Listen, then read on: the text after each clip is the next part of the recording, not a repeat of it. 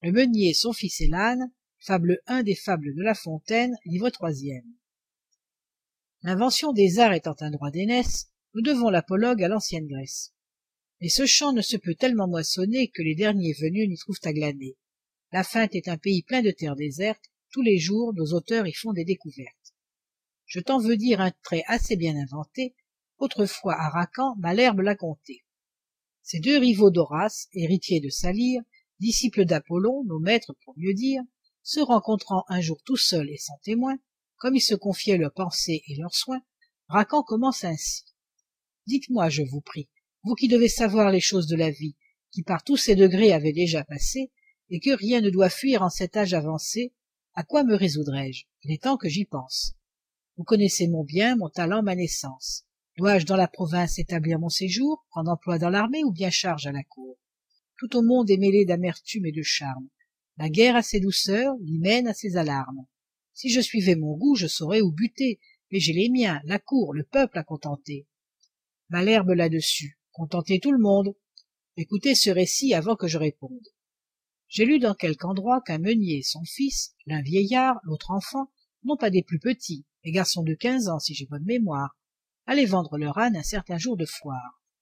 Afin qu'il fût plus frais et de meilleur débit, on lui lia les pieds, on vous le suspendit. Puis cet homme et son fils le portent comme un lustre.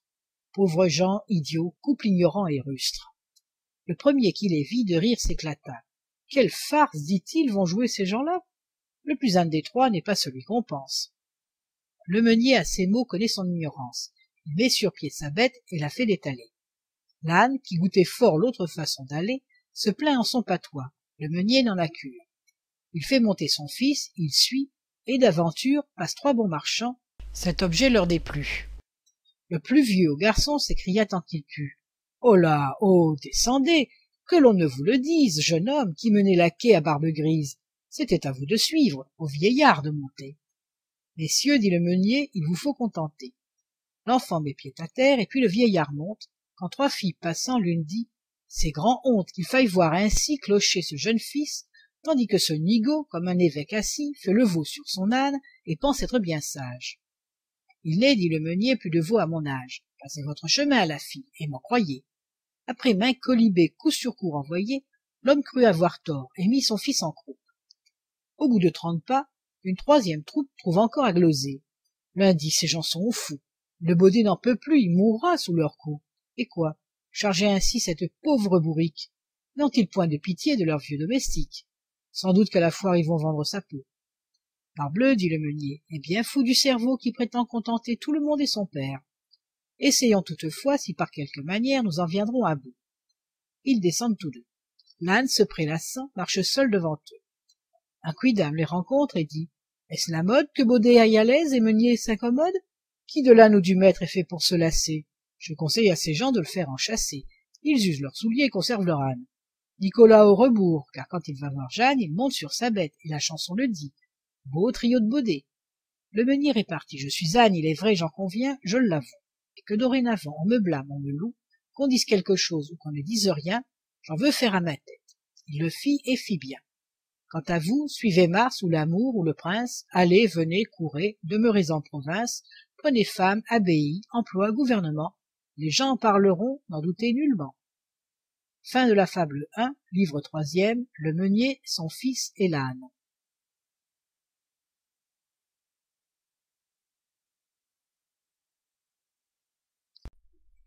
Enregistré par FEP.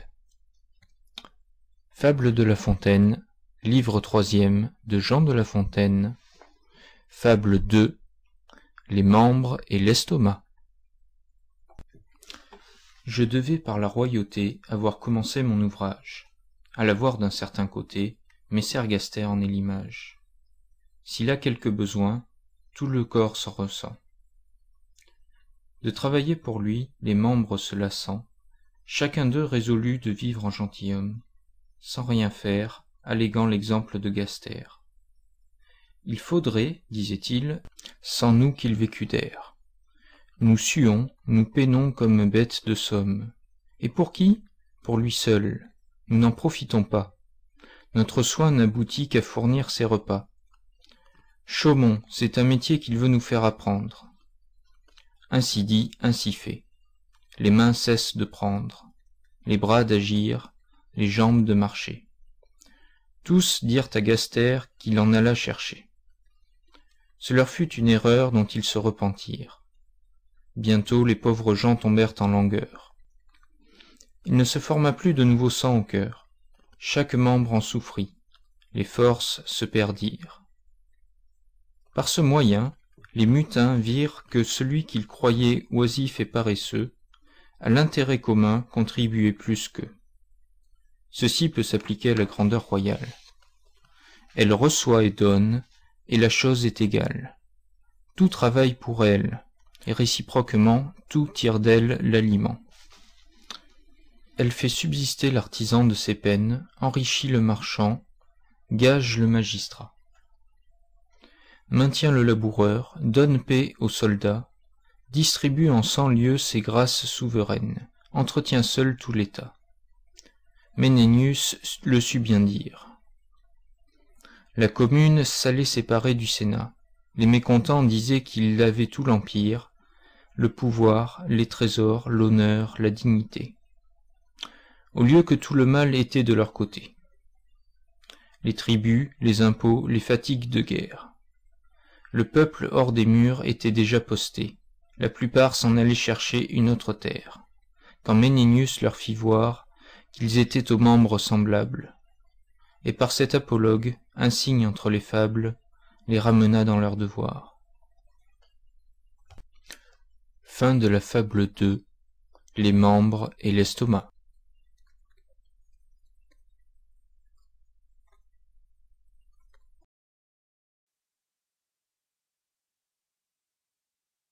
Le loup devenu berger, fable 3 des fables de La Fontaine, livre 3e. Un loup qui commençait d'avoir petite part aux brebis de son voisinage crut qu'il fallait céder de la peau du renard et faire un nouveau personnage. Il s'habille en berger, endosse un hoqueton, fait sa houlette d'un bâton, sans oublier la cornemuse. Pour pousser jusqu'au bout la ruse, il aurait volontiers écrit sur son chapeau « C'est moi qui suis Guillot, berger de ce troupeau ». Sa personne étant ainsi faite et ses pieds de devant posés sur sa houlette, Guillot le sycophante approche doucement. Guillot, le vrai Guillot, étendu sur l'herbette, dormait alors profondément. Son chien dormait aussi, comme aussi sa musette. La plupart des brebis dormaient pareillement. L'hypocrite les laissa faire, et pour pouvoir mener vers son fort les brebis, il voulut ajouter la parole aux habits, chose qu'il croyait nécessaire. Mais cela gâta son affaire, il ne put du pasteur contrefaire la voix. Le ton dont il parla fit retentir les bois et découvrit tout le mystère. Chacun se réveille à ce son, les brebis, le chien, le garçon.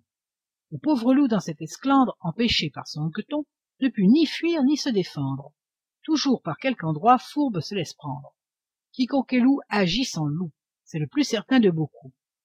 Fin de la fable 3, livre 3e, le loup devenu berger. Cet enregistrement fait partie du domaine public.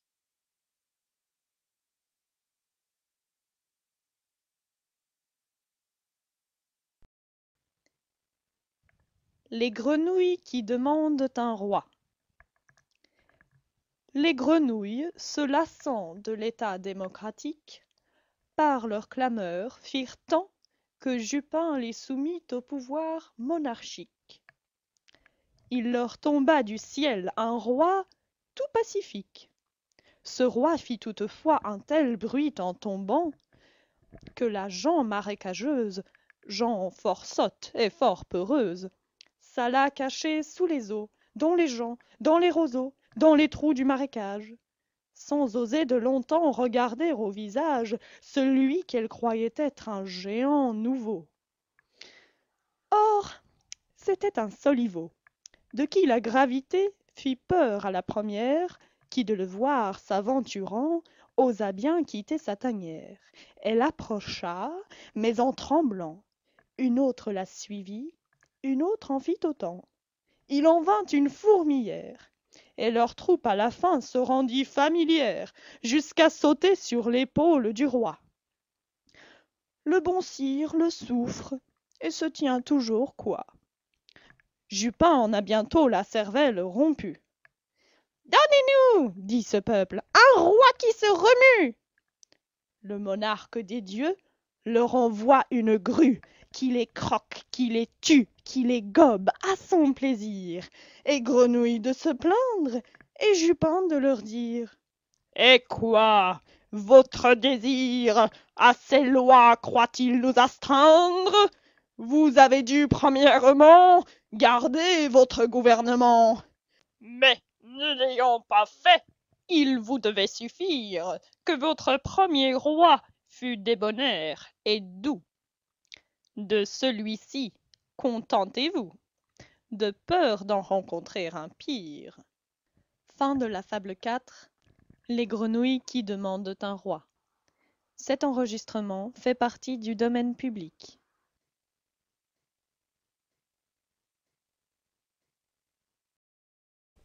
Le renard et le bouc. Fable 5 des Fables de La Fontaine, livre 3e. Capitaine Renard allait de compagnie avec son ami Bouc des plus hauts encornés. Celui-ci ne voyait pas plus loin que son nez. L'autre était passé maître en fait de tromperie.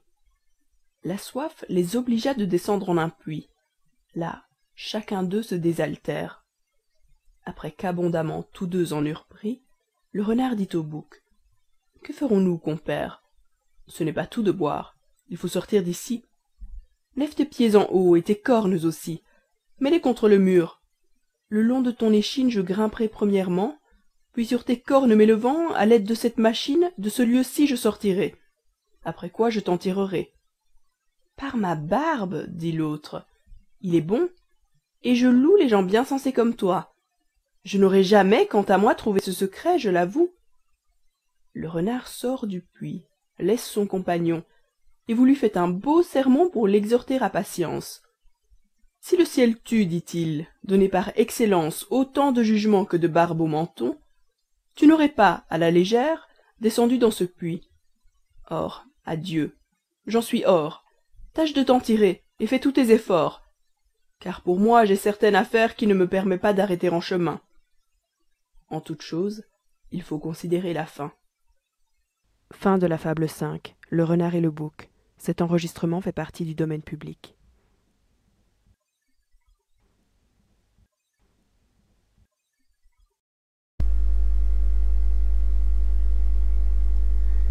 L'aigle, la laie et la chatte. Fable 6 des Fables de La Fontaine. L'aigle avait ses petits au haut d'un arbre creux, la laie au pied, la chatte entre les deux. Et sans s'incommoder, moyennant ce partage, mères et nourrissons faisaient leur tripotage. La chatte détruisit par sa fourbe l'accord. Elle grimpa chez l'aigle et lui dit: Notre mort, au moins de nos enfants, car c'est tout un Homère, ne tardera possible guère. Voyez-vous à nos pieds fouiller incessamment cette maudite laie et creuser une mine? C'est pour déraciner le chêne assurément, et de nos nourrissons attirer la ruine. L'arbre tombant, ils seront dévorés, qu'ils s'en tiennent pour assurés. S'il m'en restait un seul, j'adoucirais ma plainte. Au partir de ce lieu, qu'elle remplit de crainte, la perfide descend tout droit à l'endroit où la laie était en gésine. Ma bonne amie et ma voisine, lui dit-elle tout bas, je vous donne un avis. L'aigle, si vous sortez, fondra sur vos petits. Obligez-moi de n'en rien dire. Son courroux tomberait sur moi. Dans cette autre famille, ayant semé l'effroi, la chatte en son trou se retire. L'aigle n'ose sortir, ni pourvoir aux besoins de ses petits, la laie encore moins. Sotte de ne pas voir que le plus grand des soins, ce doit être celui d'éviter la famine. À demeurer chez soi, l'une et l'autre s'obstinent, pour secourir les siens dedans l'occasion. Oiseau royal en cas de mine, la laie en cas d'irruption. La faim détruisit tout. Il ne resta personne, de la gent Marcassine et de la gent Aiglonne, qui n'alla de vie à trépas. Grand renfort pour messieurs les chats. Que ne sait point ourdir une langue traîtresse par sa pernicieuse adresse. Des malheurs qui sont sortis de la boîte de Pandore, celui qu'à meilleur droit tout l'univers à bord, c'est la fourbe, à mon avis. Fin de la fable 6. L'aigle, la laie et la chatte. Cet enregistrement fait partie du domaine public.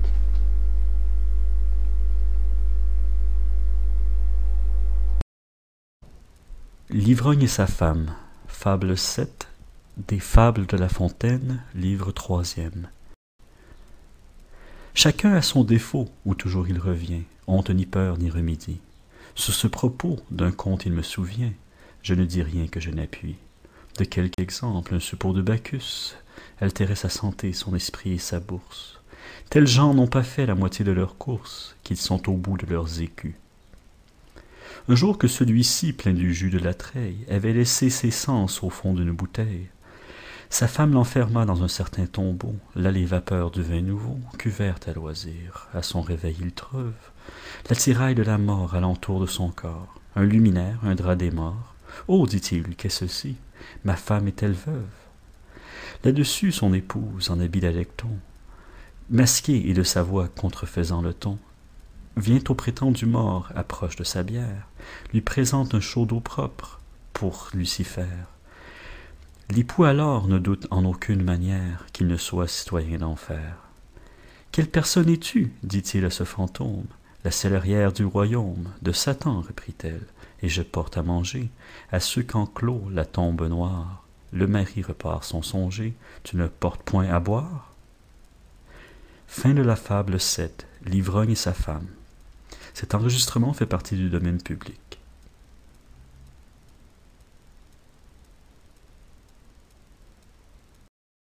La goutte et l'araignée.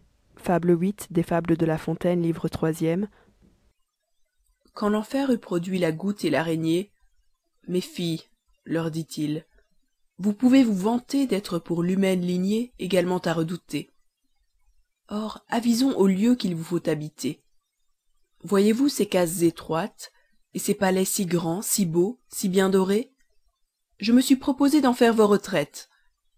Tenez donc, voici 2 bûchettes. Accommodez-vous, ou tirez. » Il n'est rien, dit l'araignée, aux cases qui me plaisent. L'autre, tout au rebours, voyant les palais pleins de ces gens nommés médecins, ne crut pas y pouvoir demeurer à son aise. Elle prend l'autre lot, y plante le piquet, s'étend à son plaisir sur l'orteil d'un pauvre homme, disant « Je ne crois pas qu'en ce poste je chôme, ni que d'en déloger et faire mon paquet, jamais Hippocrate me somme. » L'araignée cependant se campe en un lambris, comme si de ces lieux elle eût fait bail à vie. Travail à demeurer. Voilà sa toile ourdie, voilà des moucherons de prix. Une servante vient balayer tout l'ouvrage. Autre toile tissue, autre coup de balai. Le pauvre bestion tous les jours déménage. Enfin, après un vain essai, il va trouver la goutte. Elle était en campagne, plus malheureuse 1000 fois que la plus malheureuse araignée. Son hôte la menait tantôt fendre du bois, tantôt fouir, ouer. Goutte bien tracassée est, dit-on, à demi pensée. « Oh, je ne saurais plus, dit-elle, y résister. Changeons, ma sœur l'araignée. » Et l'autre, d'écouter, elle la prend au mot, se glisse en la cabane. Point de coup de balai qui l'oblige à changer. La goutte, d'autre part, va tout droit se loger chez un prélat, qu'elle condamne à jamais du lit ne bouger. Cataplasme, Dieu sait.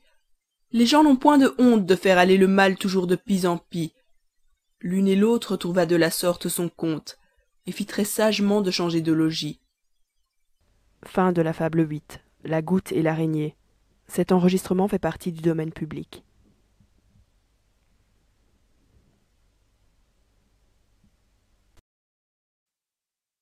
Le loup et la cigogne. Fable numéro 9 des Fables de La Fontaine, livre 3e. Les loups mangent gloutonnement. Un loup donc, étant de Frérie, se pressa, dit-on, tellement, qu'il en pensa perdre la vie. Un os lui demeura bien avant au gosier. De bonne heure pour ce loup qui ne pouvait crier. Près de là passe une cigogne. Il lui fait signe, elle accourt. Voilà l'opératrice aussitôt en besogne. Elle retira l'os, puis, pour un si bon tour, elle demanda son salaire. « Votre salaire, dit le loup. Vous riez, ma bonne commère. Quoi, ce n'est pas encore beaucoup d'avoir de mon gosier retiré votre cou? Allez, vous êtes une ingrate, ne tombez jamais sous ma patte. » Fin de la fable numéro 9, le loup et la cigogne. Cet enregistrement fait partie du domaine public.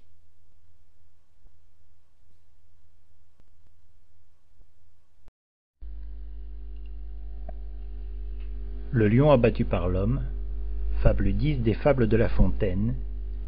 On exposait une peinture où l'artiste avait tracé un lion d'immense stature par un seul homme terrassé. Les regardants en tiraient gloire. Un lion en passant rabattit leur caquet. « Je vois bien, dit-il, qu'en effet, on vous donne ici la victoire. Mais l'ouvrier vous a déçu. Il avait liberté de feindre. Avec plus de raison, nous aurions le dessus, si mes confrères savaient peindre. » Fin de la fable 10, le lion abattu par l'homme. Cet enregistrement fait partie du domaine public.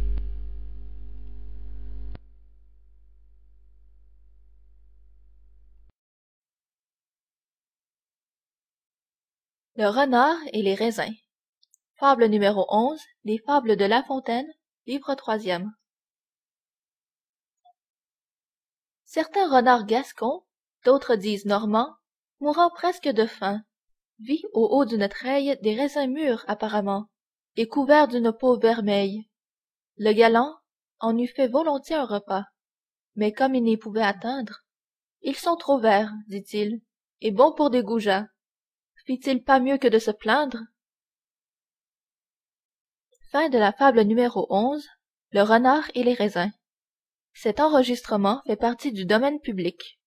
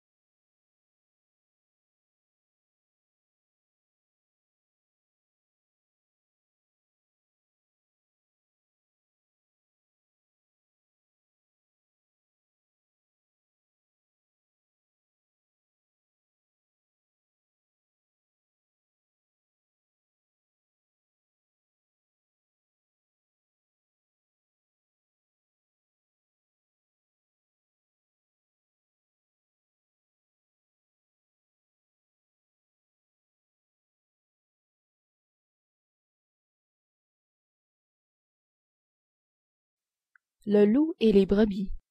Fable numéro 13 des fables de La Fontaine, livre 3e. Après 1000 ans et plus de guerre déclarée, les loups firent la paix avec les brebis. C'était apparemment le bien des deux parties, car si les loups mangeaient maintes bêtes égarées, les bergers de leur peau se faisaient maints habits. Jamais de liberté, ni pour les pâturages, ni d'autre part pour les carnages. Ils ne pouvaient jouir qu'en tremblant de leurs biens.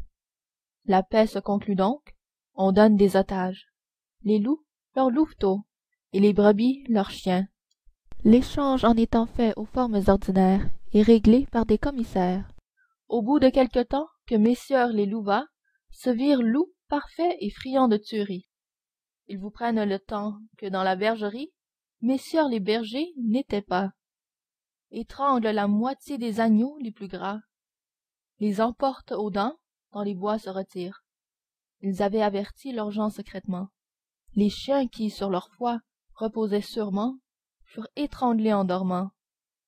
Cela fut sitôt fait qu'à peine ils le sentirent. Tout fut mis en morceaux. Un seul n'en échappa. Nous pouvons conclure de là qu'il faut faire aux méchants guerre continuelle. La paix est fort bonne de soi, j'en conviens. Mais de quoi sert-elle avec des ennemis sans foi? Fin de la fable numéro 13, le loup et les brebis.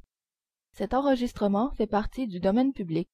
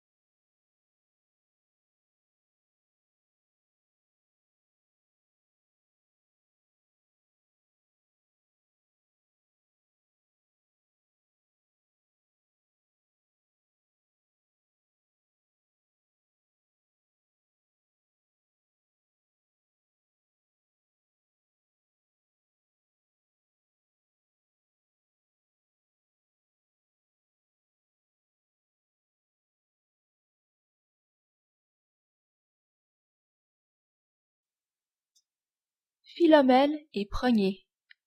Fable numéro 15 des Fables de La Fontaine, livre 3e. Autrefois, Progné l'Hirondelle, de sa demeure s'écarta, et loin des villes s'emporta, dans un bois où chantait la pauvre Philomèle. Ma sœur, lui dit Progné, comment vous portez-vous? Voici tantôt 1000 ans que l'on ne vous a vue. Je ne me souviens point que vous soyez venue, depuis le temps de Thrace, habiter parmi nous. Dites-moi, que pensez-vous faire? Ne quitterez-vous point ce séjour solitaire? Ah, reprit Philomèle, en est-il de plus doux? Progné lui repartit. Et quoi? Cette musique, pour ne chanter qu'aux animaux, tout au plus à quelques rustiques? Le désert est-il fait pour des talents si beaux? Venez faire aux cités éclater leurs merveilles. Aussi bien, en voyant les bois, sans cesse il vous souvient que Thérée autrefois, parmi des demeures pareilles, exerça sa fureur sur vos divins appas.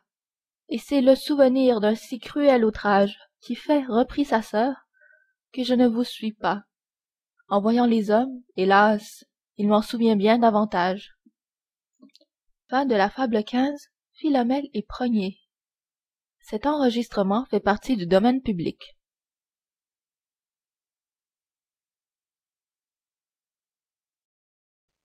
La femme noyée. Fable 16 des Fables de La Fontaine, livre 3e. La femme noyée. Je ne suis pas de ceux qui disent « Ce n'est rien, c'est une femme qui se noie ». Je dis que c'est beaucoup, et ce sexe vaut bien que nous le regrettions, puisqu'il fait notre joie.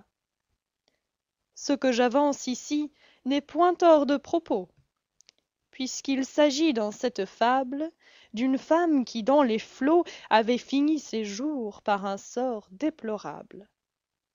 Son époux en cherchait le corps, pour lui rendre en cette aventure les honneurs de la sépulture.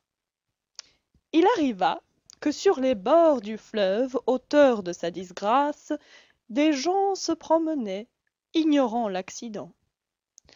Ce mari donc leur demandant s'il n'avait de sa femme aperçu nulle trace. « Nulle, reprit l'un d'eux, mais cherchez-la plus bas, suivez le fil de la rivière. Un autre repartit. Non, ne le suivez pas, rebroussez plutôt en arrière. Quelle que soit la pente et l'inclination dont l'eau par sa course l'emporte, l'esprit de contradiction l'aura fait flotter d'autre sorte.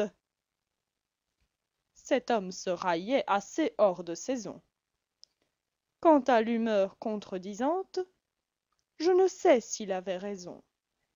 Mais que cette humeur soit, ou non, le défaut du sexe et sa pente, quiconque avec elle naîtra, sans faute avec elle mourra, et jusqu'au bout contredira, et s'il peut, encore par-delà.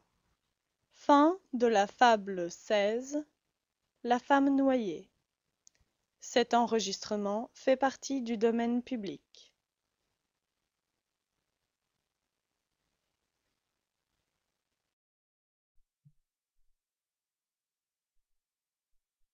La belette entrée dans un grenier.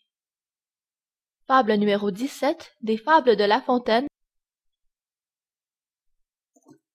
Damoiselle Belette, au corps long et flouet, entra dans un grenier par un trou fort étroit.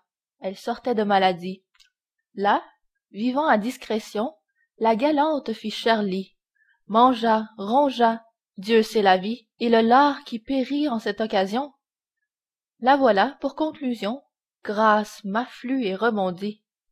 Au bout de la semaine, ayant dîné son sou, elle entend quelque bruit, veut sortir par le trou, ne peut plus repasser, et croit s'être méprise après avoir fait quelques tours.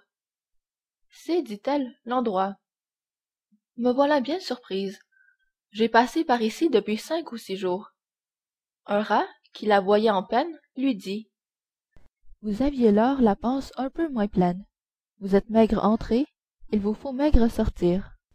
Ce que je vous dis là, l'on le dit à bien d'autres, mais ne confondons point par trop approfondir leurs affaires avec les vôtres. Fin de la fable numéro 17, La Belette entrée dans un grenier. Cet enregistrement fait partie du domaine public.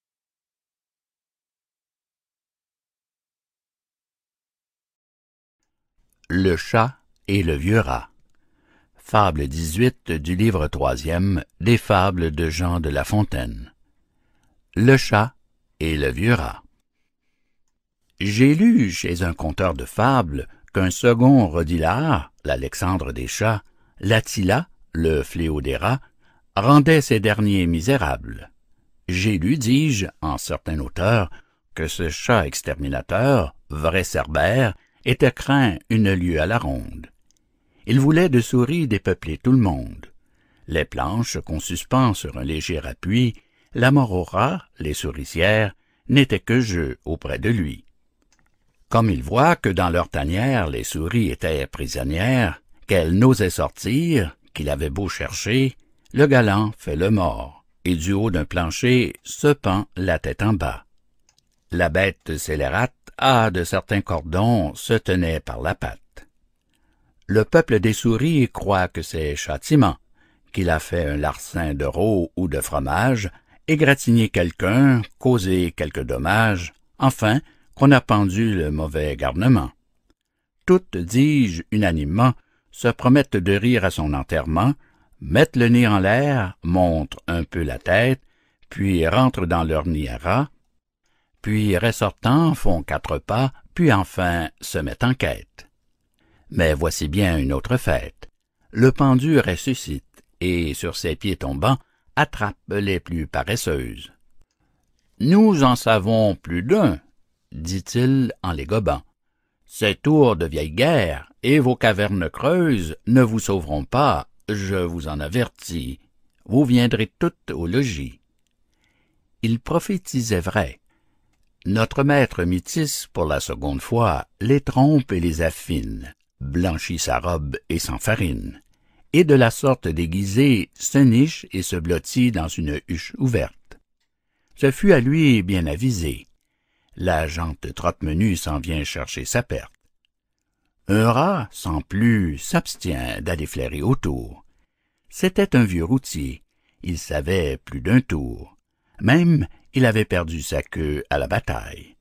« Ce bloc enfariné ne me dit rien qui vaille, » s'écria-t-il de loin au général des chats. « Je soupçonne dessous encore quelques machines. Rien ne te sert d'être farine, car, quand tu serais sac, je n'approcherai pas. » C'était bien dit à lui. J'approuve sa prudence. Il était expérimenté et savait que la méfiance est mère de la sûreté. Fin de Le chat et le vieux rat. Fable 18e du livre 3e des fables de La Fontaine. Fin du livre 3 des fables de La Fontaine. Cet enregistrement appartient au domaine public.